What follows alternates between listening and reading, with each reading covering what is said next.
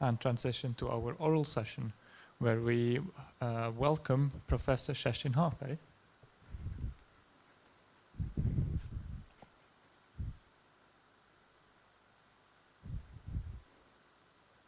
So, hi, nice to be here physically. My name is Kerstin Hagberg. I'm a physiotherapist and researcher here at this hospital, the Sahlgrenska University Hospital, and I'm also part of the SwedeAmp steering group, that is the Swedish Amputation and Prosthetic Registry. And today I will present phantom limb pain and residual limb pain after lower limb amputation from our registry. And all my co-authors are also part of this steering group. So the Swedish Amputation and Prosthetic Registry is a national registry aiming to increase knowledge and quality of care for patients undergoing amputations on the lower extremity. We collect patient-level clinical data that is voluntarily registered online by clinicians. We collect data on amputations, prostheses, and outcome, and the patient-reported outcome is recorded at 3 time points, 6, 12, and 24 months after date of a major amputation. During 10 years, until end of last year, we have collected data for more than 8,000 patients with more than 12,000 surgical procedures. So the aim of the current presentation is to describe the outcome relating to phantom limb pain and residual limb pain. At each follow-up, 2 very simple and self-made questions regarding presence of phantom limb pain and residual limb pain are asked. And the answers options are no pain, yes a little pain, yes some pain, or yes a lot of pain. And if any pain is reported, some short questions on treatment follow. The current patient-reported data we have in this database include 1,600 patients, a bit more, of who 2/3 are men and 1/3 are women, and the women are a bit older than the men. They are 77 years in mean age and the men are 71. And the largest group have an amputation due to diabetes and/or vascular disease. The largest group of amputation levels is transtibial, followed by transfemoral and some few knee disarticulation of the major amputations. So this first slide shows the presence of pain with the answer options no, yes a little, yes some, and yes a lot with the different colors in patients with a unilateral major amputation at these 3 time points for each pain. Phantom limb pain to the left and residual limb pain to the right. And as you can see, among 70% of the patients report any phantom limb pain, and it's more about 50% that report any residual limb pain. And there is no big difference between the time points. A lot of pain was reported a little bit more often in phantom limb pain than in residual limb pain as well. When it comes to the pain treatment, it's quite similar between the 2 pains. So less than 40% say they have medication or some other treatment. 57% in each say they are not in need of treatment. And then it's about 5% that say they have no treatment but in need of treatment. And most have treatment daily, around 60% for both cases. In this slide, I show the longitudinal phantom limb pain into amputation level. So to the left you have the transtibial amputations, unilateral cases, and to the right you have transfemoral or knee disarticulation, also unilateral cases. And in this it's much fewer cases, because here we have to have only patients that we actually have followed for all 3 follow-ups.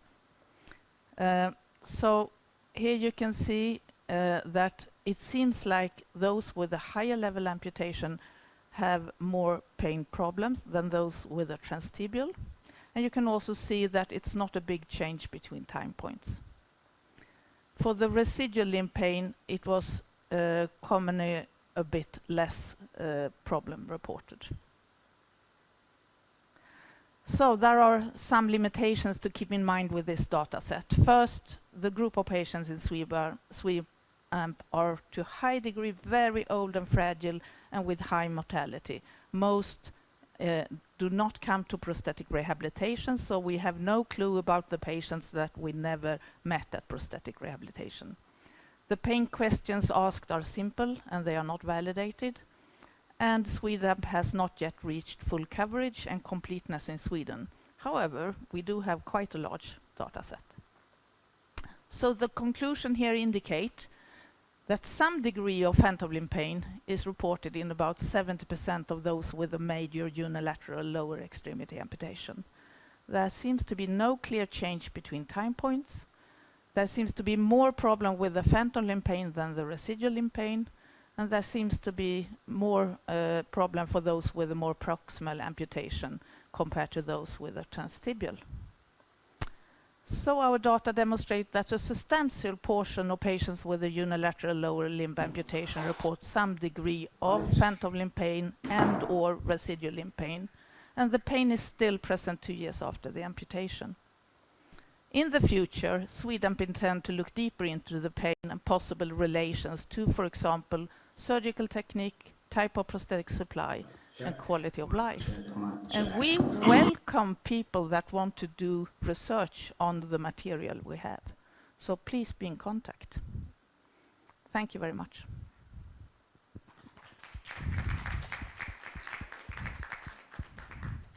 Thank you so much, Professor Hagberg. There are no questions right online on Slido, so if anybody has a question on Slido, please ask them, otherwise from the audience. Thank you. Thank you so much. And with that, we can welcome Dr. Limakatso online.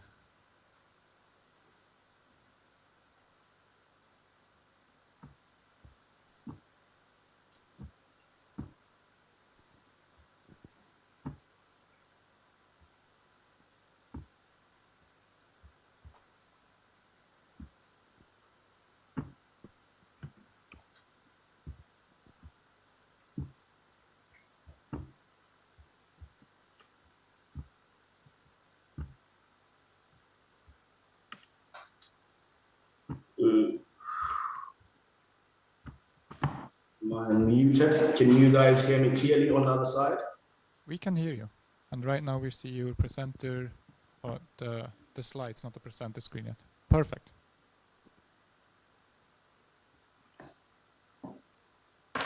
All right. I'll presume that you all can hear me on the other side. It would have been a pleasure to present some of my findings with you in person, but given the current circumstances, I'm unable to do so. But thanks to technology, I'll be doing this virtually from the comfort of my own room. So my name is Limakatso, and I'll be presenting to you on the prevalence and risk factors for phantom limb pain in African participants with amputees. Phantom limb pain is characterized by painful sensations in the missing portion of the amputated limb. These debilitating sensations are often associated with complex feelings of anxiety, depression, and a poor health-related quality of life. We recently conducted a meta-analysis estimating the global prevalence of phantom limb pain at 64%, with subgroup analysis showing a significantly higher prevalence in developed countries than developing countries. We found it surprising that none of the 40 included studies in our meta-analysis were conducted in Africa. As a result, information on this area was lacking. In consideration of the gap in the literature, we aim to determine the prevalence of phantom limb pain in a sample of African participants with lower limb amputations. And we considered an exploratory aim to determine the risk factors for phantom limb pain in a sample of African people with lower limb amputations. To realize this aim, a cross-sectional study was conducted using a sample of adults who had limb amputations between the year 2018 and October 2020. We excluded participants who had severe illnesses in such a way that they couldn't participate, and those with severe auditory and speech impairments in such a way that they couldn't hear or speak clearly over the telephone. So as part of our recruitment, we extracted the names and contact details of 441 participants from our registry, all of which were contacted telephonically to inform them about the study and to invite participation. The majority of these participants were excluded, mainly because they were deceased at follow-up, or they were just unreachable, mainly because there was no contact information provided, or it wasn't provided but found invalid, or they were unreachable for many other reasons. Ultimately, we collected and analyzed data from 129 amputation cases. Following the collection of demographic data, the brief pain inventory was used to assess the presence of phantom limb pain. In participants with confirmed phantom limb pain, we used a customized pre-piloted tool to collect data on the characteristics of phantom limb pain, such as the nature of pain, the number of phantom limb pain episodes, and the duration of each pain episode. Additionally, in all the participants, we collected data on the risk factors that were consistently positively correlated with phantom limb pain in our published systematic review. Following the collection of data, then we went on to analyze these data. So we analyzed our data using R, a statistical software that I believe most of you are well acquainted with. And phantom limb pain was calculated by dividing the number of phantom limb pain cases by the number of amputation cases. So for example, for participants who had double limb amputations, but only reported phantom limb pain in one limb, we regarded that as one phantom limb pain case over 2 amputation cases. The prevalence was then expressed as a percentage with 95% confidence interval. The univariate logistic regression analysis were used to determine the level of association between each risk factor and phantom limb pain presence.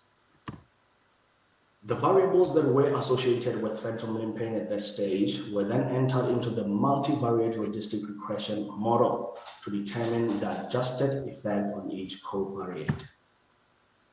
We then analyzed numerical baseline data by calculating the median as well as the interquartile ranges, mainly because of the small sample size we had in the study.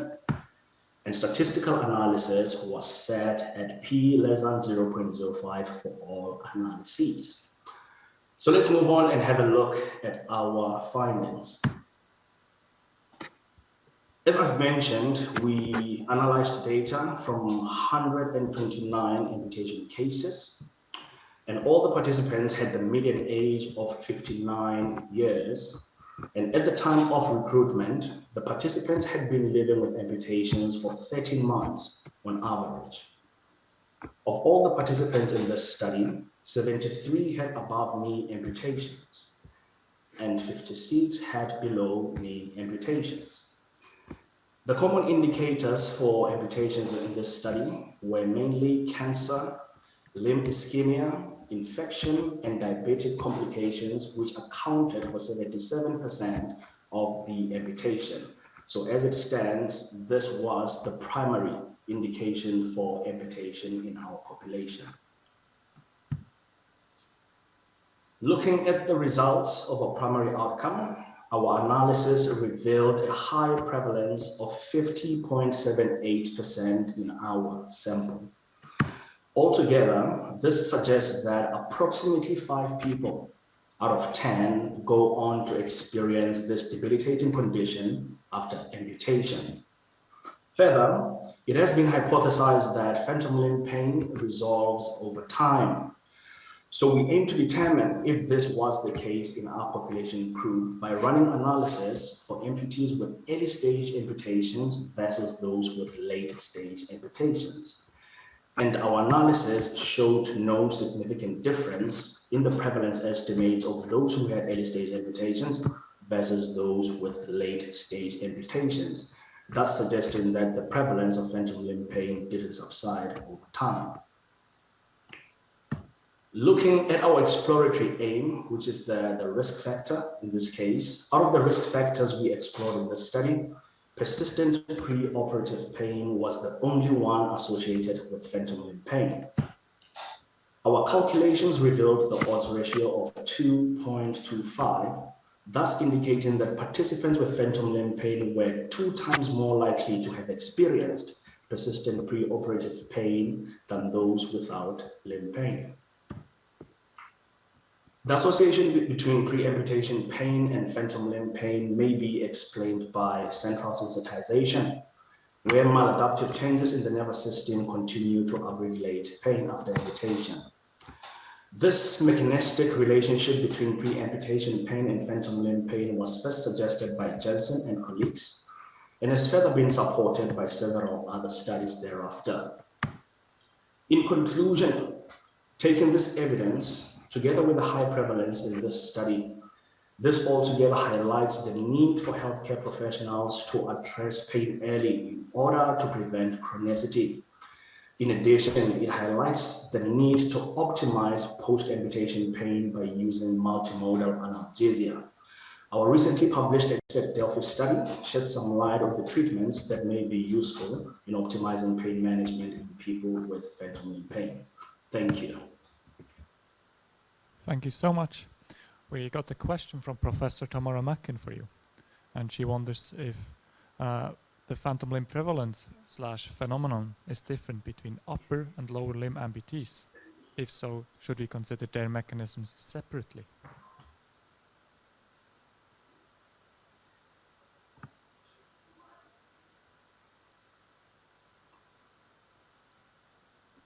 Could you hear my question?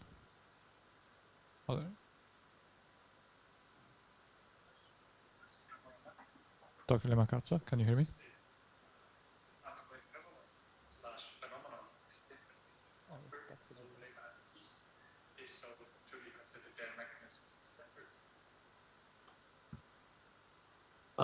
The feedback is a little bit late on my side, but just to respond to your question, the study of phantom limb pain is quite in its, can you hear me? Yes.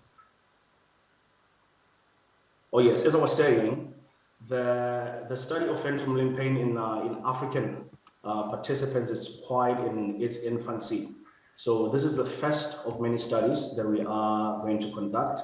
Unfortunately, we couldn't include upper limb amputees in this study. So we are a little bit uncertain as to where the numbers, or rather the burden of phantom limb pain lies in that population group. The only thing that we have found right now is that the prevalence of phantom limb pain seems to be consistent with the prevalence of phantom limb pain that has been seen elsewhere in developing as well as in developed countries. So the prevalence in upper limb amputation, we still don't know at this moment, but we'll surely conduct a follow-up study thereafter. Thank you. Thank you so much. And with this, we welcome our next speaker, Dr. Graham.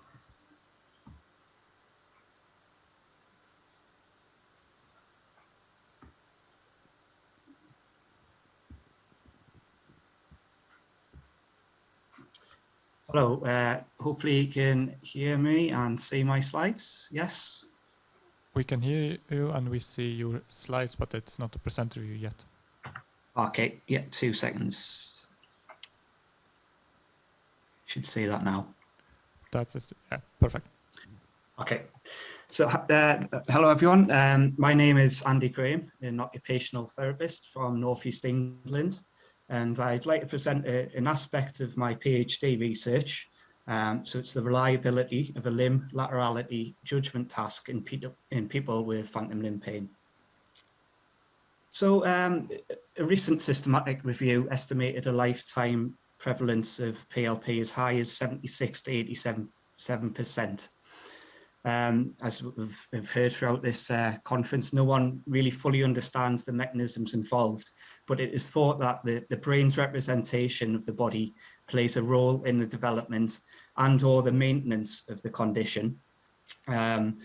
This is a difficult area to explore, and as brain scanning requires expensive equipment and specialist training, there is a need for simple to administer tests for use in large-scale research trials and with individuals in clinical practice.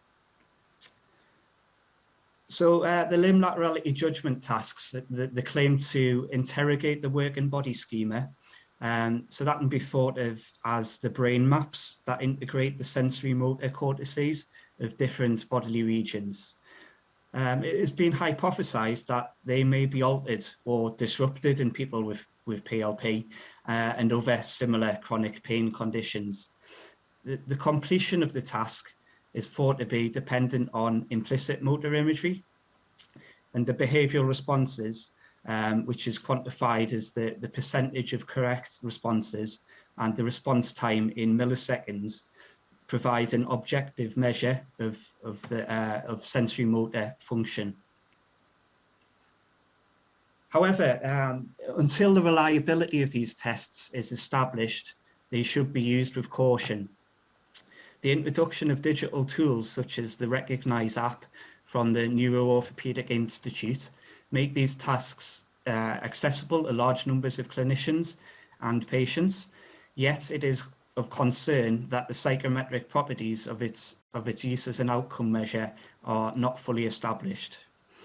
Therefore, an aim of this study was to quantify the test-retest reliability in people with chronic PLP.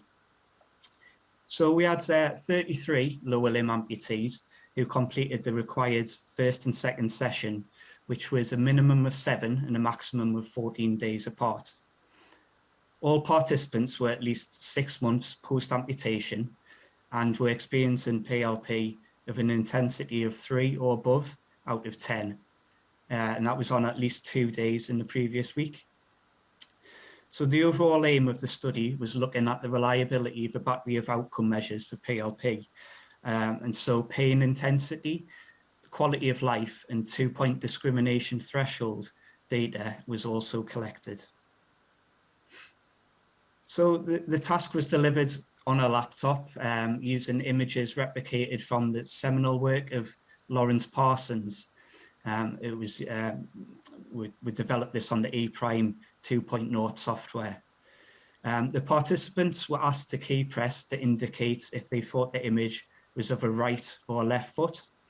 So the first 10 images were presented as a practice, and the performance data for the following 144 images were recorded for analysis. The images were varied in their laterality, the view, and the orientation, as can be seen in the example stimuli on the slide there. So, and the test took on average around 5 minutes to complete. So a quick test. Turning to the results, for the purposes of this presentation, I will highlight the three metrics. So we've got the mean session difference, the standard error of measurement, and the limits of agreement. And for clinical interpretation, I'd like to draw your attention to the minimal clinical important difference highlighted in red there at the bottom. So there's no accepted MCID for this test. So we estimated it by taking half times the baseline standard deviation. So that was 8.2% accuracy and 595 milliseconds for the response time.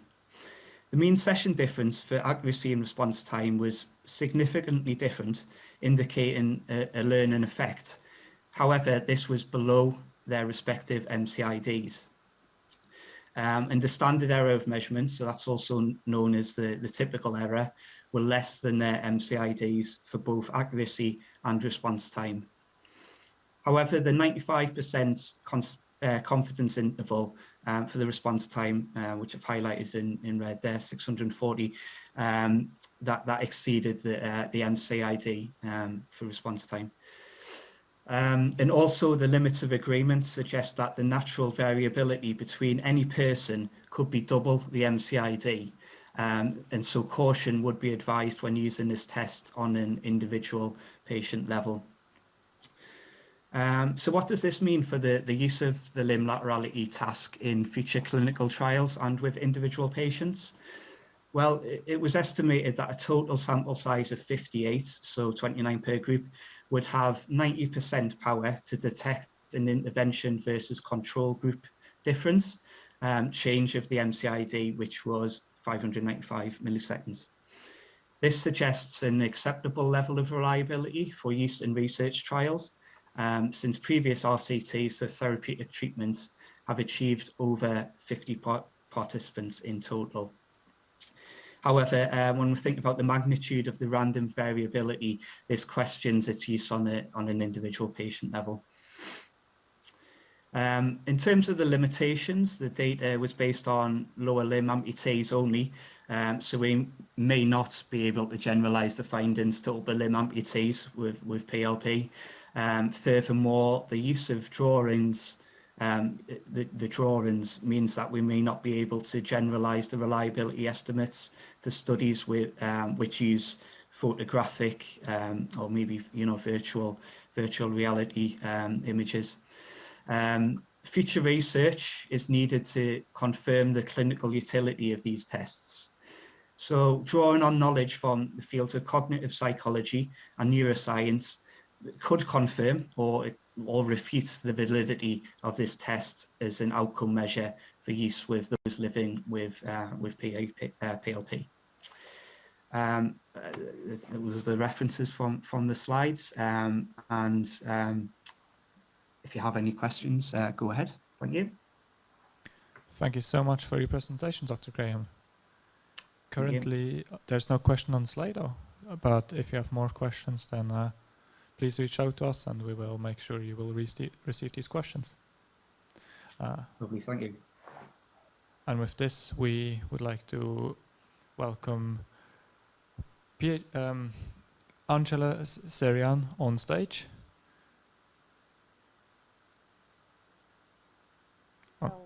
On our online stage. Yes. I will share my screen.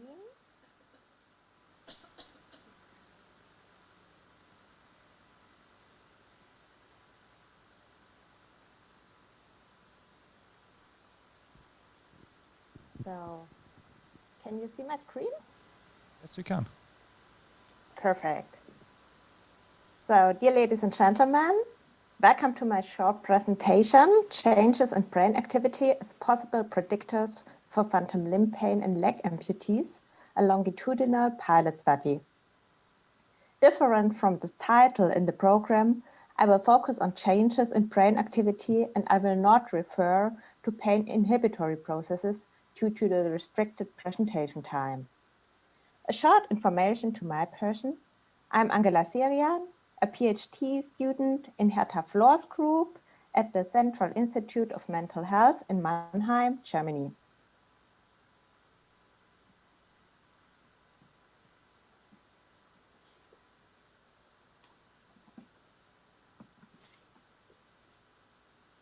I just have to stop because I cannot go on with my presentation. Sorry.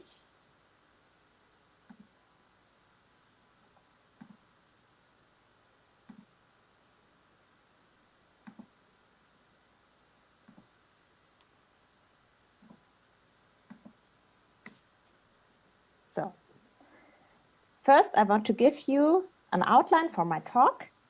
After some background information on the theoretical framework of phantom limb pain, I will investigate the aims of the project. I will tell you some details about the study design, my hypothesis, my preliminary results, and my conclusion.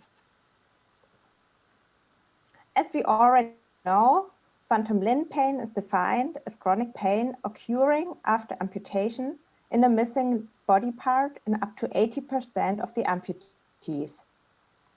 We know that phantom limb pain is specifically associated with central plastic changes like cortical reorganization. Phantom limb pain intensity correlates repeatedly positive with the expansion of cortical reorganization.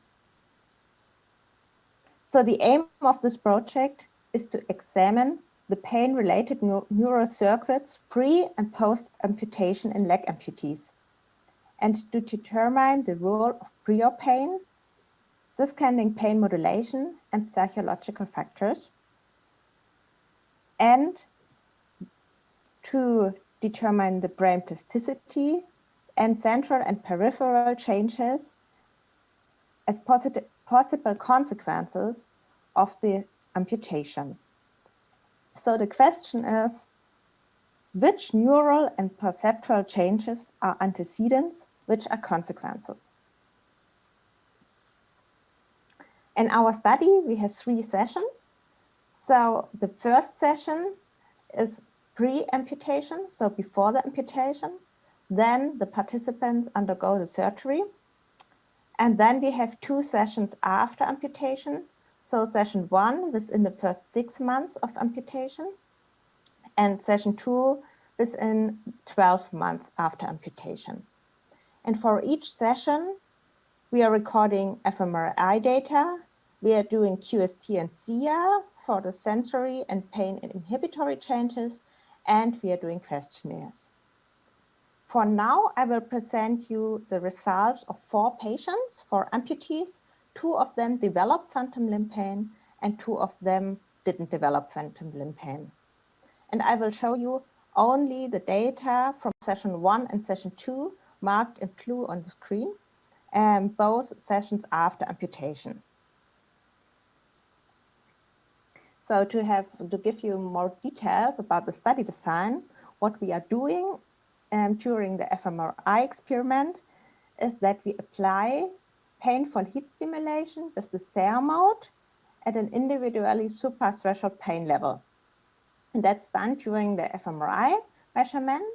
In a block design, we stimulate different loci on the residual limb, the knee of the intact leg, and the groins, ipsi and contralateral to the side of the amputation. And the aim is to determine the activation of the pain processing network and to investigate longitudinal changes in pain processing after amputation.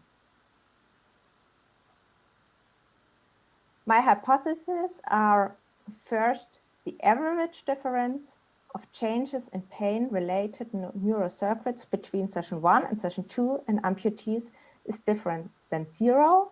Our regions of interest are the pain-associated parts of S1, of the insula, and of the dorsolateral anterior cingulate cortex. And with the second hypothesis, we want to analyze if the average difference of changes in pain-related neurocircuits between session 1 and session 2 in amputees is different between ipsi and contralateral, also in the same regions of interest. So in our data, we found most activation differences in the pain-related part of S1. There we found an increased brain activation at session 1 compared to session 2 in all participants, independent from phantom limb pain.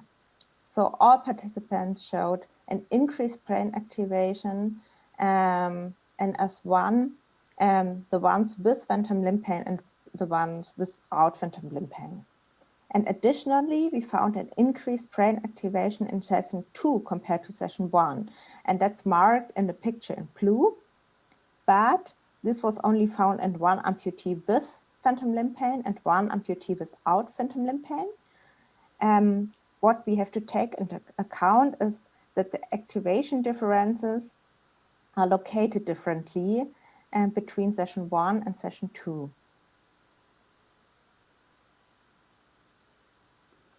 In our further regions of interest, we found activation differences in the insula in 1 amputee with phantom limb pain, and in the dorsolateral anterior cingulate cortex, we only found activation differences in 1 amputee without phantom limb pain. Concerning the second hypothesis, asking for the lateralization, we found most activation differences in our regions of interest when we stimulated contralateral to the amputated side.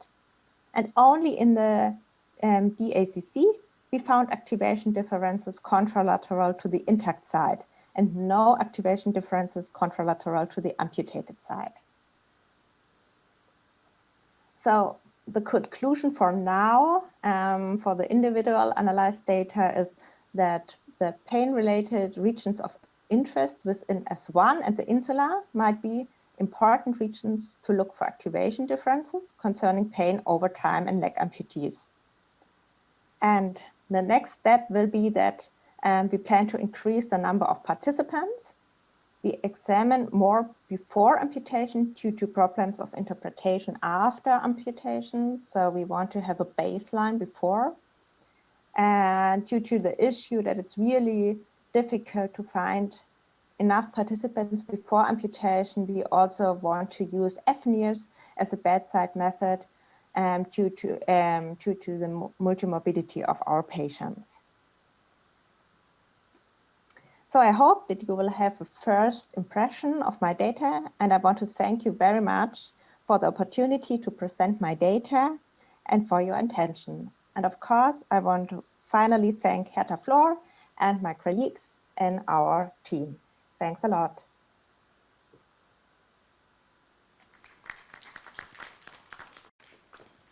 I hope you heard the applause from the audience. Thank you so much for your presentation. And we welcome our next speaker, Dr. Nadine Wanke. Please.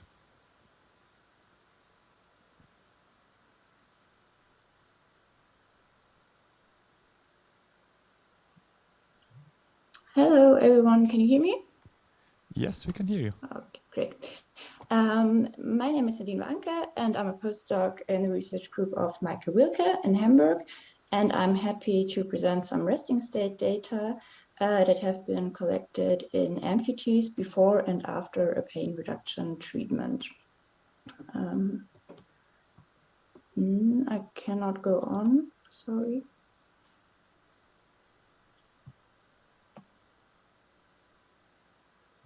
Okay. We all know that phantom limb pain is extremely difficult to treat. And we've also heard some talks during the last days that have provided evidence for sensory feedback training to diminish phantom limb pain. And in order to gain a better understanding of the processes that may underlie or accompany these treatment effects at the neural level, we here analyzed some resting state fMRI data. And we were interested in the sensory motor network and also in the salience network due to its known role in pain processing in general, and also in chronic pain conditions such as phantom limb pain. The data set has been collected in the framework of a larger study that has been published in part already. And to be eligible to take part in the study, patients had to be presented with a major unilateral upper limb amputation. They also had to experience phantom limb pain at least twice a week with an average peak intensity of at least 3 on a scale between 0 representing no pain and 10 representing the worst pain ever felt. And the amputation also had to be executed more than 2 years before participation. So this left us with a data set of 8 participants for the resting state analysis. So here you can see the sensory feedback training. The patients trained for 2 hours a day for 12 days in total in a time window of 16 days, just because there was no training on weekends. And muscular contractions at the stump were recorded by electrodes using a myointerface. And this EMG data was then used to deliver sensory feedback via 8 micro vibrators that were embedded in an elastic armband and placed just below the myointerface. And the feedback training consisted of 10 phantom movements and the patients were asked to follow the motions of a 3D hand model on the screen.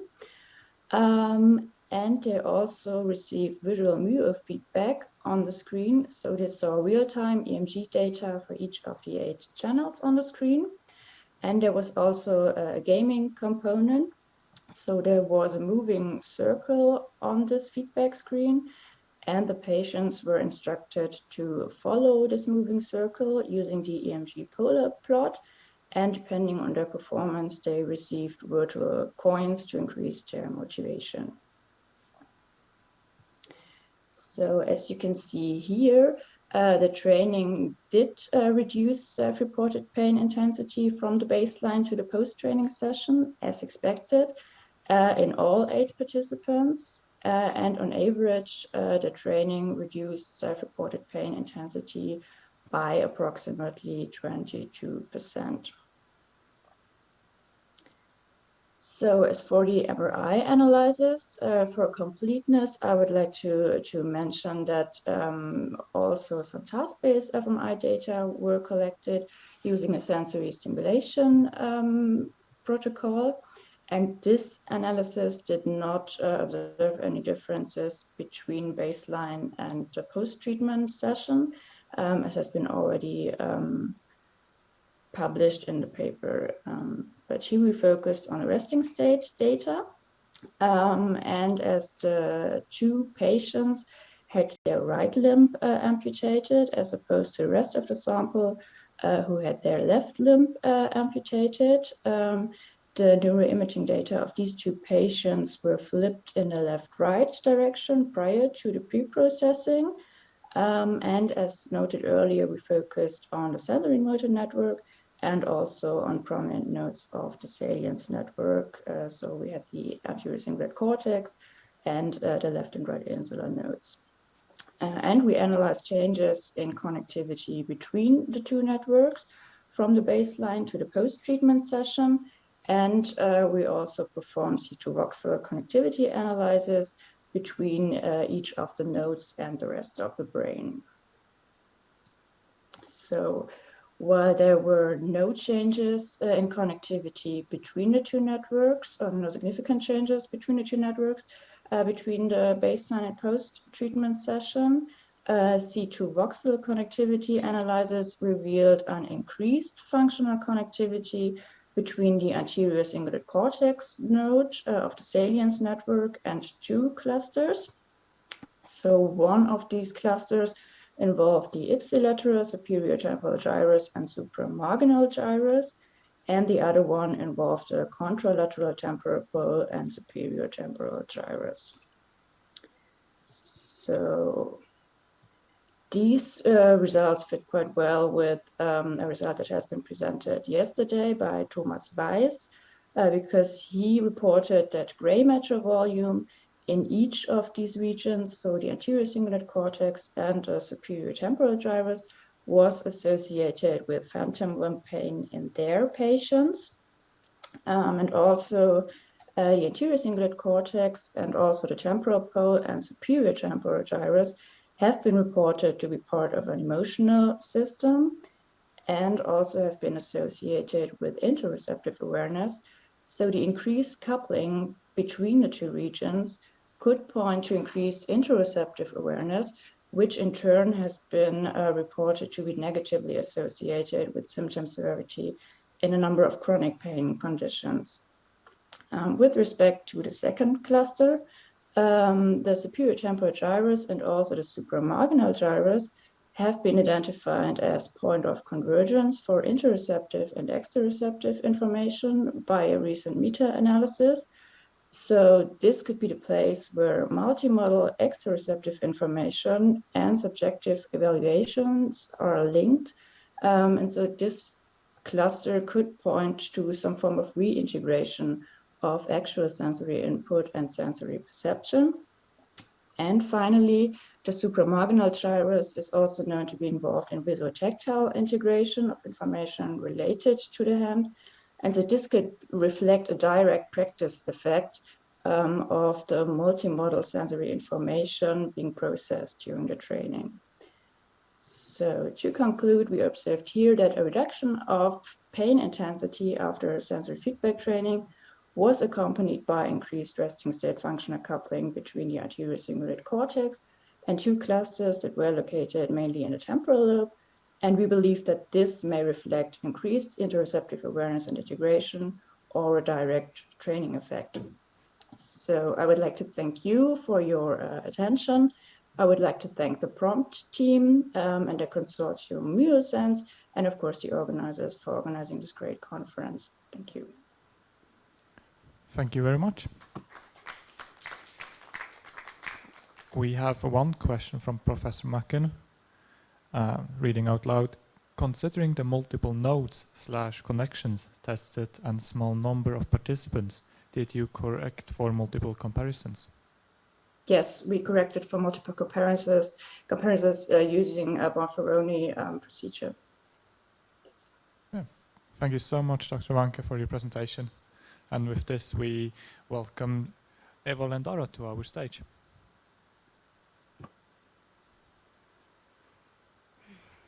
Good afternoon, everyone, and welcome to this presentation called Towards EEG Signatures of Frontal Limb Pain. So, as we have heard a lot during the first day of this conference, especially from Professor Flora's lecture, but also during the panel discussion, we should start really to take a network perspective to the study of frontal limb pain in order to look at this complex experience in a more articulate way and move beyond the somatosensory cortex.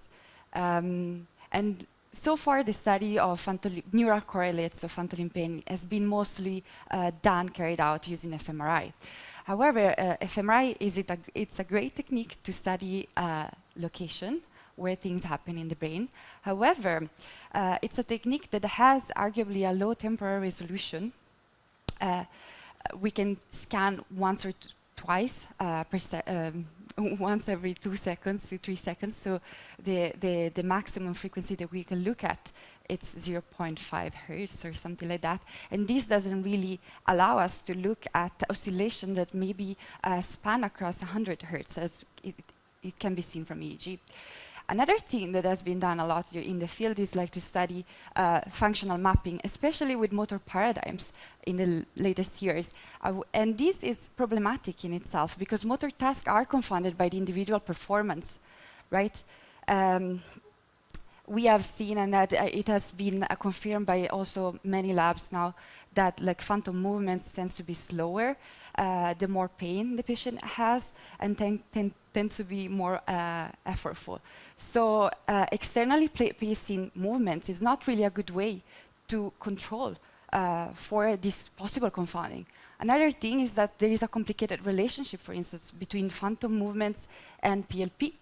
And we don't really understand it completely. Some patients get better when they do movement. And finally, we have pain, frontal limb pain patients have pain the whole time. Some constantly, but anyway, they have pain not only when we do the functional mapping test. So it makes sense to think about the brain signal, the signals that we record from the brain, especially at rest, as something that should contain some information about frontal limb pain. We should find neural correlates in the resting signal, right? And finally, another thing is that mass univariate analysis, which has been is what is used usually to do brain mapping, is not a type of analysis that allows for reverse inference. It's a group type of analysis. Given a brain scan, which we don't know anything about, we cannot look at that scan and say, okay, this person is in pain. So in order to consider all of these things, we should start maybe to look also at other techniques. And now I'm saying EEG is not the best technique, but allow us to look at other frequencies as well. We should study with other paradigms, for instance, resting state, as we've seen before.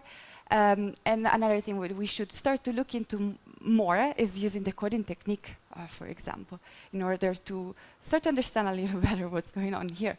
So we started like with a very small study, very small. It was really an exploration, and we looked at the power spectral of resting state EEG on very few subjects, like some with pain, some without pain, and healthy. And this was just to see, like, can we have, like, can we see anything? And doing this, we've seen that people with pain, with phantom pain, tend to have higher activity around the theta and alpha band. This is like grand average of all the electrodes from which we recorded. And every line that you see there is a subject. And this sort of gave us the idea to continue and continue record. Well, this is the scalp topography instead. Sorry.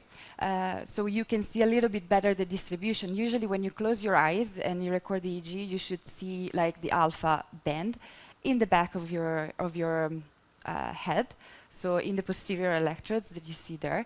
And instead, on the right, you see, for instance, patients with pain, they would have this peak. I don't know if it's really hard to, I cannot point it, but you could see it all across the brain. But this is just an exploration. It's really, we cannot really infer anything from this. But at least gave us the idea to continue and use maybe more advanced technique to look into this. And we recently did this study using common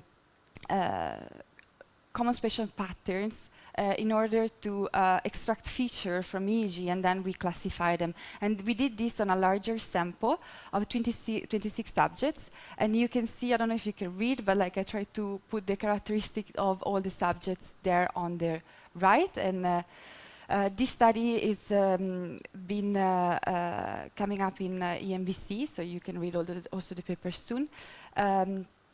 And we recorded from 58 channels, and we used a broad frequency band between 4 and 40 hertz in order to carry out this task. And we used common spatial patterns. What is common spatial patterns?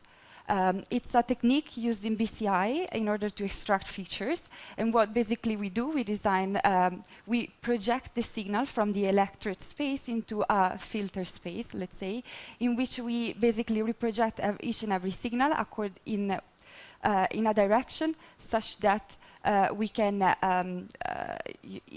project it along the maximum variance for one signal, and it will be the minimum variance from the other signal. And in this way, we can, let's say, design special filters.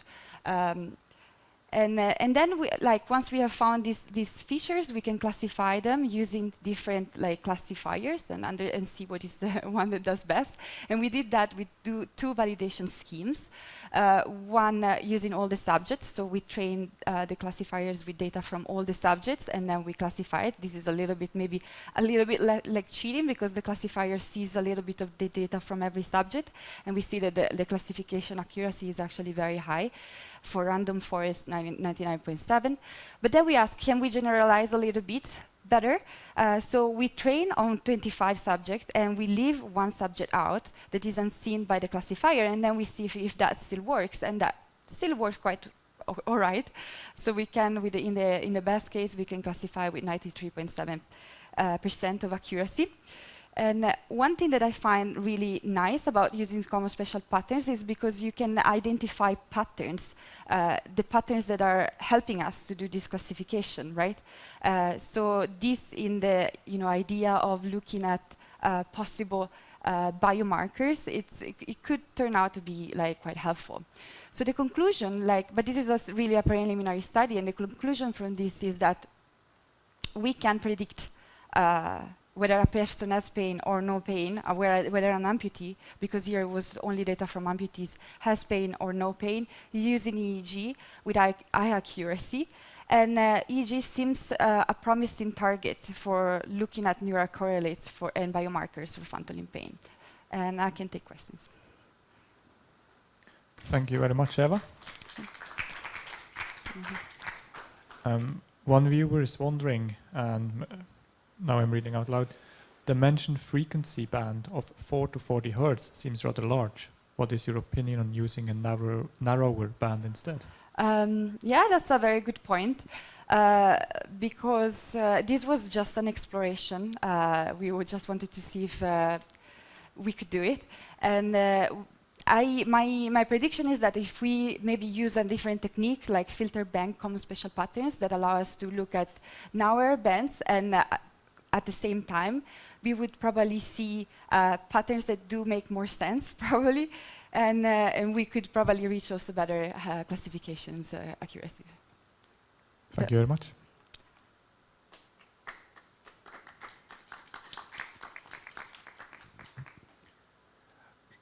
Now we're happy to welcome Professor Yanagisawa on stage.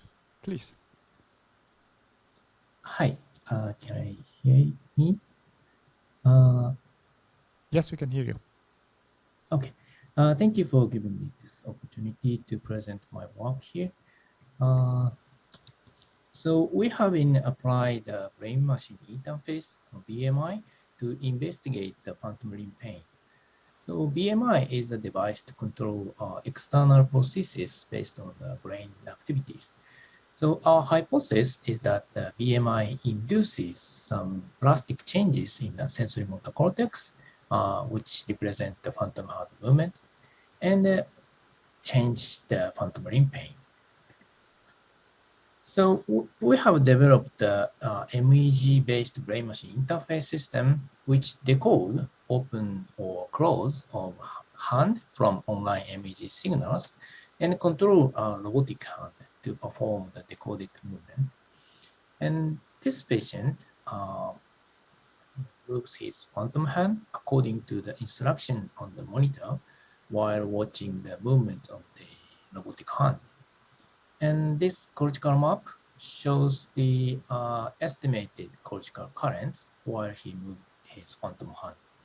And when the patient moved the phantom hand, the contralateral sensory motor cortex, in this case left side, was activated and the robotic hand was controlled.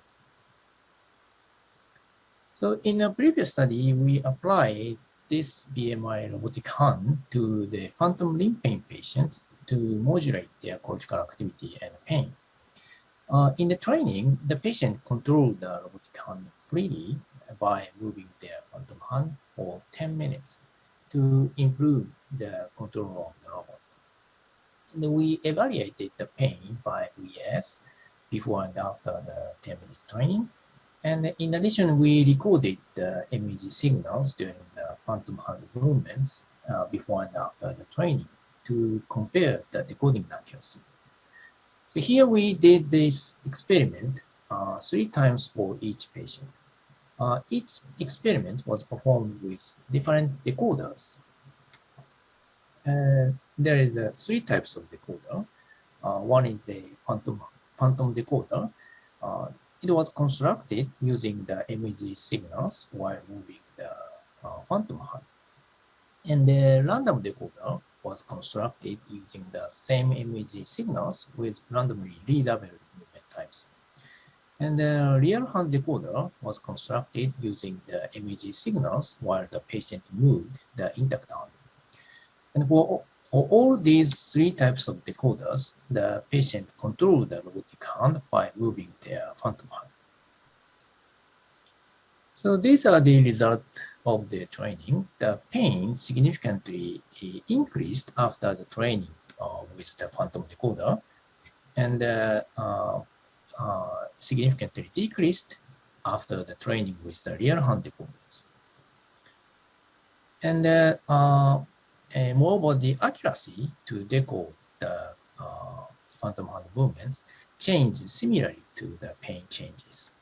So it was suggested that the phantom limb pain decreases as the decoding accuracy of phantom hand decreases. So based on these previous results, we applied the BMI training for 3 days to test how long the pain reduction continues after the BMI training with real hand decoder. Okay, here we applied the BMI training for 3 days and observed the pain for 20 days to evaluate the sustainable efficacy of the pain reduction. And as a feedback, we used this kind of virtual phantom image. This phantom image was created by flipping the images of the patient's intact hand. And we estimated the cortical current contralateral to the intact hand and were averaged by 400 millisecond time window. And using the time-averaged motor cortical current, we trained the decoder to classify the 2 types of movement, grasping the opening of intact hand using the sparse logistic regression. Then during the training, we obtained this probability of the opening hand every 200 milliseconds, and the hand image was controlled based on the probability.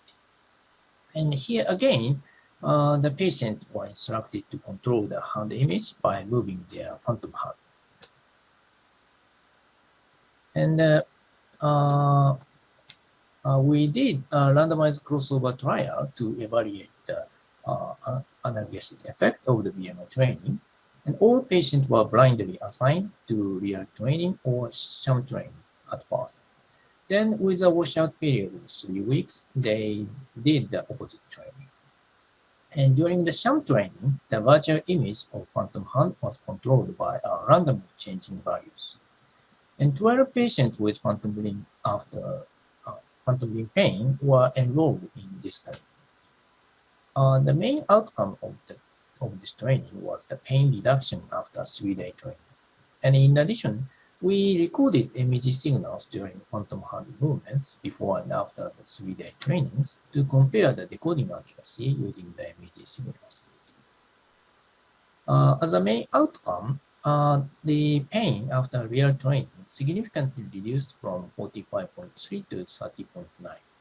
But the pain after sham training did not reduce significantly. We normalized the VAS by the value at the day 1. The normalized VAS was significantly smaller after the real training, red 1, compared to the sham training, blue 1. This significant reduction sustained for 5 days after the 3-day trainings.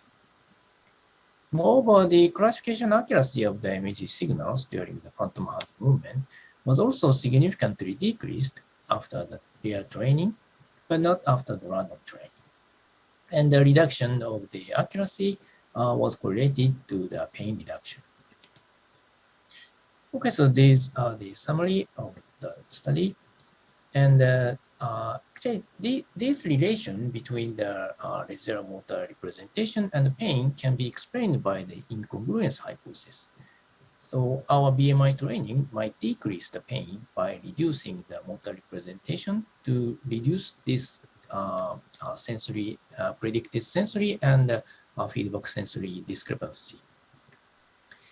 So as a conclusion, the induction of cortical reorganization by BMI training was effective to reduce the phantom limb pain sustainably, and the residual motor information of phantom hand should be weakened to reduce pain without sensory reconstruction.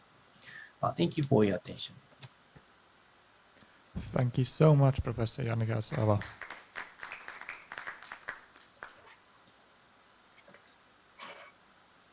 And with this, we can welcome our next speaker, Elena Amoruso. Hi.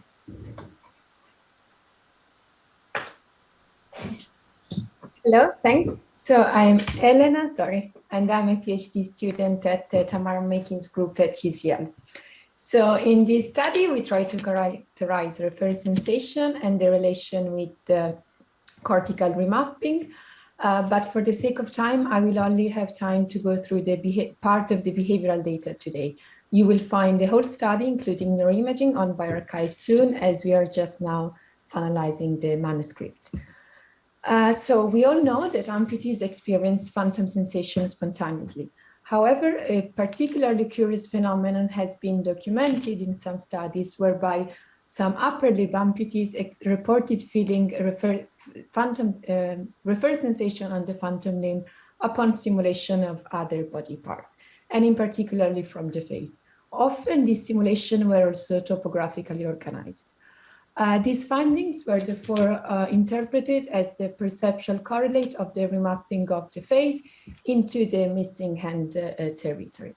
Now, this model has been contested in recent years with some studies showing that the missing hand area may not, after all, undergo facial remapping, but instead maintain a persistent representation of the missing hand. Concurrently, other studies have also shown that referred sensation can be evoked not only by touches on the face, but also from touches on a multitude of body parts. For example, here in these illustrations, dots represent locations on the body that elicited refer sensation in one example study. As we can see, sensations here were evoked not only by body parts neighboring or ipsilateral to the missing hand, but also contralateral and non-neighboring. And this casts overall doubt on the validity of the phenomenon as evidence for cortical remapping. And other important consideration relate to the fact that the majority of studies conducted on this phenomenon were either single case studies or had a very small sample size, and often without a control group. In a typical experiment addressing this phenomenon, amputees are continuously stroked on different parts of the body, sometimes only on the face, and amputees are then repeatedly asked to report whether any sensation occur on the phantom. So we hypothesize that the response pattern may be biased somehow by the participants' awareness of the experimental hypothesis. Especially given that this phenomenon gained a lot of popularity among the general public and of course among amputees in particular. So with this experiment, we aim to gain a better understanding of the experimental factor that may potentially somehow influence the likelihood of reporting refer sensation, and that were mostly left uncontrolled in previous studies. So to do this, we tested 3 groups, amputees, as well as 2 control groups, congenital one-handers who do not have phantom sensations, as well as 2-handed able-bodied participants. Among the amputees group, all had spontaneous phantom sensation, but only one reporting experiencing refer sensation on the phantom hand in normal life. We attached the 10 simple vibromotors on their bodies and basically fabricating an expectancy contest by telling them the vibrations delivered by this model were these motors were able to evoke sensations not only on the actually stimulated body parts, but also on other body parts, most commonly the hands.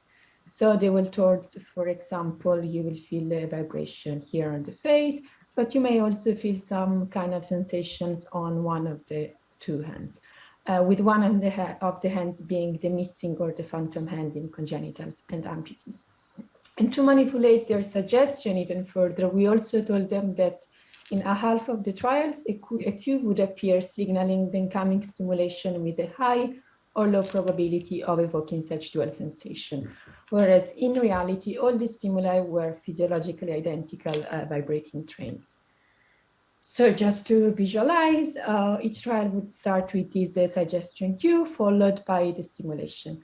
And then participants were asked to report whether they felt only one sensation or possibly more than one. In case they responded more than one, they were then asked to report whether this occurred on the left or the right hand, including the missing hand or the phantom hand in congenitals and amputees respectively. So the first question we had is whether we could induce any reports of refer sensation, not only in amputees, but also in population in which, at least according to the original theory, this should not occur. So congenitals one-handers and able-bodied participants. Here you can see plotted individual participants, proportion of times where they experienced the refer sensations on one of the hands, and the red lines indicates group medians. Quite strikingly, we can see that every group, so not only amputees, but also congenitals and 2-handed controls, significantly reported feeling refer sensations. And what's more, we didn't find any evidence for amputees reporting more refer sensations than congenitals and able-bodied controls. We can then look at where refer sensations are reportedly felt, so on which hand, because the participants could report sensations on one hand or the other, but the phenomenon should involve, by definition, only the phantom hand in amputees. And here you can see plotted the difference score in the proportion of times where refer sensations were felt on the phantom or on the intact hand. So a positive values reflects the part that the participants reported refer sensations relatively more on the phantom hand, and the negative on the intact hand. Here we can see some outliers in one direction or the other in all the groups, but overall we didn't find any statistical differences for amputees reporting more phantom sensation, more reverse sensation on the phantom hand rather than on the intact hand. And again, no significant group differences between amputees and congenitals and two-handed controls in the amount of lateralization of reverse sensations.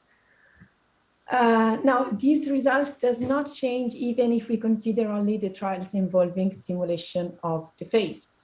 So also in this case, we have the difference score again here, plotted here, and we can see that reverse sensations tend not to be reported on the phantom hand more than on the intact hand in amputees, even when considering only trials involving the face.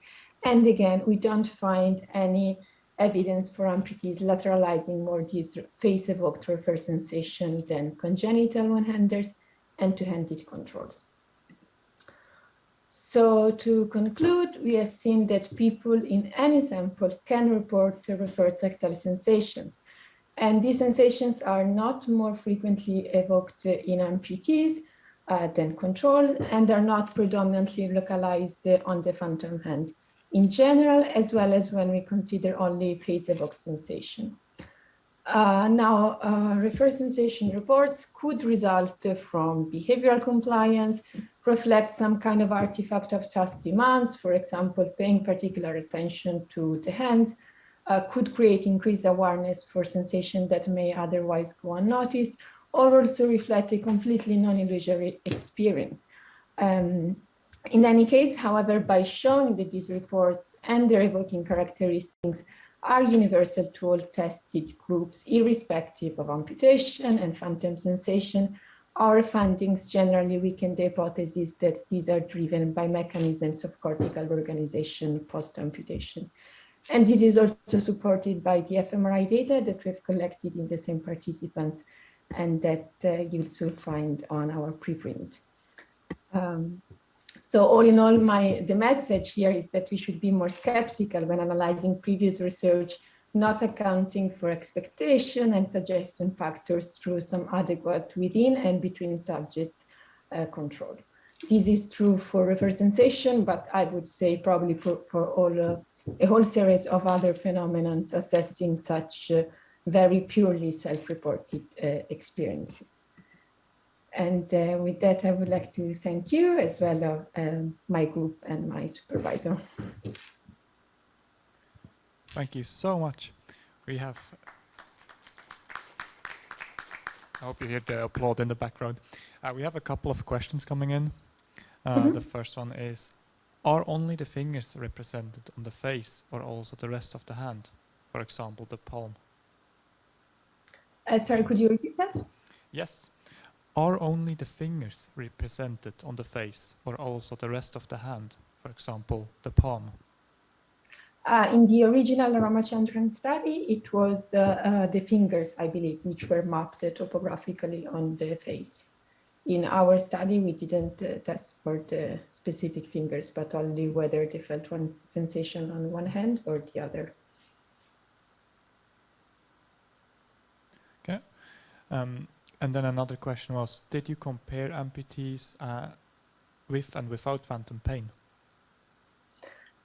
We didn't statistically compare it, and our sample included people, all they were experiencing phantom sensation, and in regards with phantom pain, they were on a spectrum with people with phantom pain and non-phantom pain, but we don't have the statistical power to compare statistically in regards to this phenomenon of reverse sensations, people with pain and without. Okay, thank you. And then one question regarding fMRI. The viewers are wondering if you would acquire fMRI data and what tasks you would use during fMRI. So the task which we performed was a motor task in which subjects were asked to move the different body parts that we have stimulated. So it was an active paradigm, which we analyzed with univariate approaches as well as representational similarity analysis. Thank you so much for all your answers and your presentation. Thank you. And with this, we go to our last speaker from this session, Victoria Root. Please. Hi everyone, I'll just share my screen. Can everyone see that okay? Yes, but we can't. Right now we are in the presenter view. Yes, it should. Is that okay? Yes, that's perfect. Cool. Hi everyone, my name is Vicky Root. I'm a PhD student with Tamar Makin and Irene Tracy, and I'm here to talk to you today about mapping the facial homunculus in one-handed individuals and controls. As we've heard over the last few days, the concept of maladaptive plasticity after limb loss is well known in S1. And you can see here a famous example by Pons et al. In 1991, where the regions responding to the lower face start to move into the deafferentated hand area after sensory loss. This led to the idea that the face in monkeys is represented in an inverted or upside down orientation, with the lower face and the lips bordering the hand region. And this is why we have traditionally used the lips as a marker of cortical remapping after limb loss. However, this orientation of the face goes against Penfield's original homunculus and also recent work done in 2018 by Ru et al., which used direct electrostimulation in S1 in about 50 patients. And here you can see each stimulation site as a colored filled dot, with bluer colors being the upper face and redder colors being the lower face. And here, this actually shows the face or the neighboring representation to the hand in an upright orientation, with the upper face or the forehead bordering the hand region. So what does this mean for theories about cortical remapping? This leads me on to the research questions that I asked with this project. The first one simply being, what is the cortical neighbor to the hand? Is it the upper or the lower face? The second one is, does the cortical neighbor to the hand undergo plasticity after upper limb loss? And finally, do people with phantom limb pain show greater facial remapping towards the hand area? To do this, I worked with a postdoc in our group, Dolly Ann Murray, and we recruited 3 participant groups, 17 amputees, and 11 of these amputees reported the presence of phantom limb pain, 22 two-handed controls, and 21 people born without a hand, which we'll call one-handers. We put people in a scanner and we simply asked them to move different parts of their face. And we focused on 3 main movements. So the first one being the upper face, where we asked people to raise their eyebrows up and down. The second one being the lower face, where we simply asked people to blow kisses. And finally, we asked people to do a mouth movement, which involved touching the tip of their tongue to the roof of their mouth. We also asked people to move their left and right thumb, and this included moving the phantom thumb in amputees. We defined 2 regions of interest in S1, and these were created on an average surface space and then registered individually to each subject's structural brain. And we focused on the hand area, which you can see outlined in purple, and then the lateral part of S1, which we defined as our face region of interest. We then merged these ROIs to create our general S1 region of interest and first conducted a winner-takes-all analysis. So you can see an example here from a control participant, where each of the 3 movements are represented by 3 different colors. We calculated the center of gravity for each of these movements, which are the colored dots, and we defined the border between the hand and face region, which you can see in this yellow line, and calculated the midpoint, which is the gray dot. We then conducted a cortical distance analysis between each of the movement's center of gravity to the hand-face midpoint.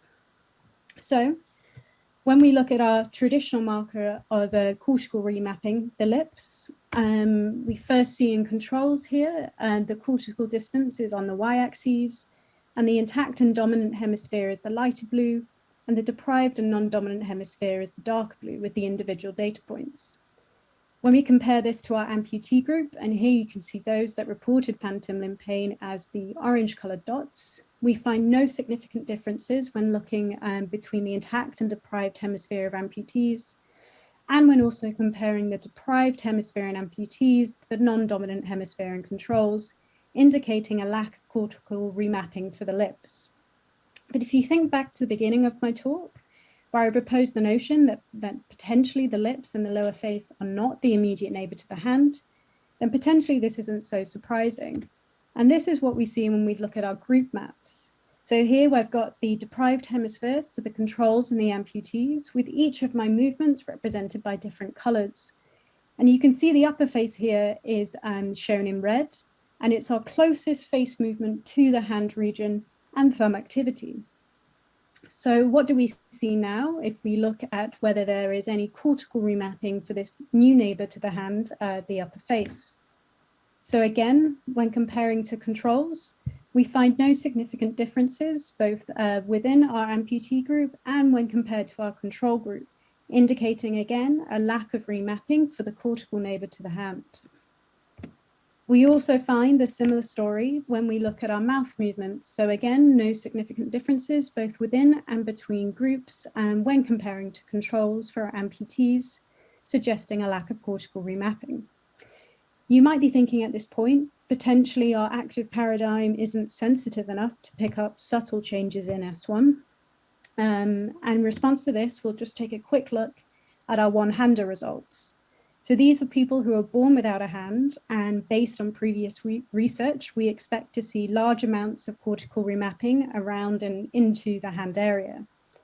So when we take a look at each of our three movements, we see significant instances of cortical remapping. You'll notice for the lower face and the mouth movements, shorter distances in the deprived hemisphere, indicating a shift of these movement representations towards and into the hand region. We also find shorter distances for the upper face here. And this indicates a kind of shifting down or moving away of the upper face and forehead from the hand region, possibly because it is now being taken over by, say, the lips and the tongue. Finally, moving on to my last question. So here now, do people with phantom limb pain show more remapping towards the hand area? So here I'm going to take a look at the cortical distances just within the deprived hemisphere of the amputees. And I'm going to compare those participants who reported the presence of phantom limb pain and those who don't report the presence of phantom limb pain.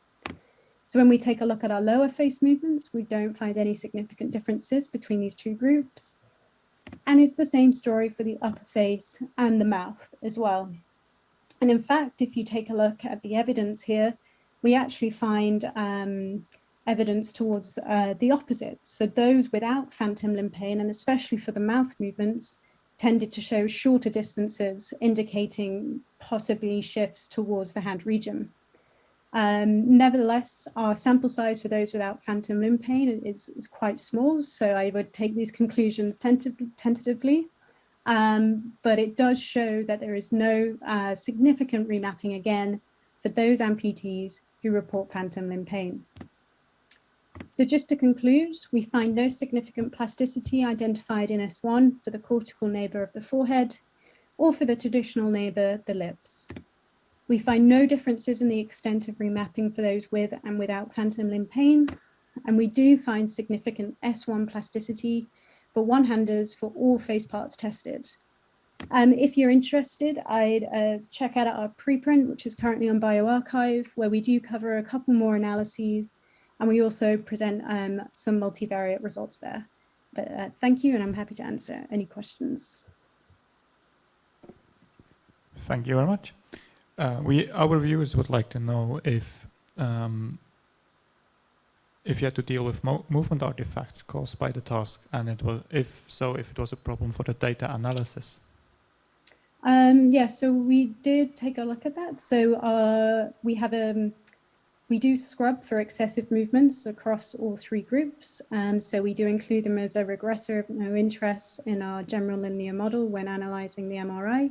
However, the occurrence of these extreme outliers was quite low and actually evenly spread across all three groups. So we tried to control for that as much as possible, as well as practicing with the participants before going in the scanner to minimize unnecessary excessive movement. Thank you. And then Professor DiPino has a question, and I'm now reading out loud. Neurons in primary sensor motor areas have been reported to represent hand-mouth behaviors, and the upper face has bilateral innervation. May this be involved? Potentially, yes. I mean, that's something that could possibly underlie patterns of plasticity if there's sort of pre-existing relationships between the two areas. Yeah, but I wouldn't be able to say that with confidence with our data set, but yeah. Thank you. And then the last question, which Brodmann area did you study? Yes, so for our S1 regions of interest, they were Brodmann's area, Brodmann's area 1, 2, 3A, and 3B that we categorize as S1. Yeah, thank you so much, and thank you for your presentation. Thank you. And with this, we conclude our oral session, and we're going to head for a coffee break. So we're going to be back at 4 o'clock, which is about in 40 minutes. Keep tuned for Professor Bolognini's talk after the break.